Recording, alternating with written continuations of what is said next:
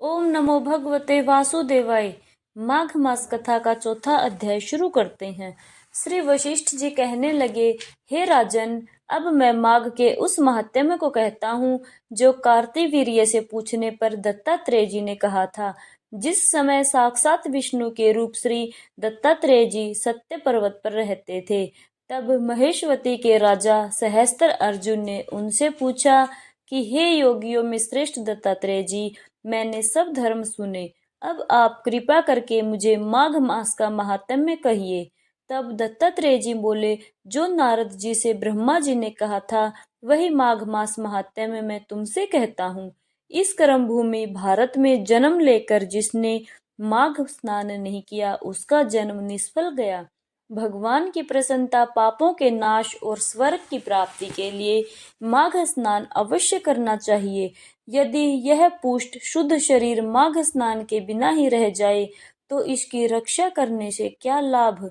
जल में बुलबुले के समान, मक्खी जैसे तुच्छ जंतु के समान यह शरीर माघ स्नान के बिना मरण समान है। विष्णु भगवान की पूजा न करने वाला ब्राह्मण, बिना दक्षिणा के श्राद्ध, ब्राह्मण रहित क्षेत्र, आचार रहित कुल, यह सब नाश के बराबर है। गर्भ से धर्म का, क्रोध से तप का, गुरुजनों की सेवा न करने से स्त्री तथा ब्रह्मचारी, बिना जली अग्नि के हवन और बिना साक्षी के मुक्ति का नाश हो जाता है। जीविका के लिए कहने वाली कथा, अपने लिए ही बनाए हुए भोजन की क्रिया, शूद्र से भिक्षा लेकर किया हुआ यज्ञ तथा कंजूस का धन, यह सब नाश के कारण है। बिना अभ्यास और आलस्य वाली विद्या, असत्य वाणी, विरोध करने वाला राजा, जीविका के लिए तीर्थ यात्रा, जीविका के लिए व्रत, संदेह युक्त मंत्र का जप, व्याग्रचित होकर जप करना, वेद न जानने वाले को दान देना, संसार में नास्तिक मत ग्रहण करना, श्रद्धा बिना धार्मिक क्रिया, यह सब व्यर्थ है। और जिस तरह दरिद्र का जीना व्यर्थ है, उसी तरह माघ स्नान के बिना मनुष्य का जीना व्यर्थ है। ब्रह्मघाती, सोना चुराने वाला, मदिरा पीने वाला, गुरु पत्नीगामी और इन चारों की संगति करने वाला माघ स्नान से पवित्र हो जाता है।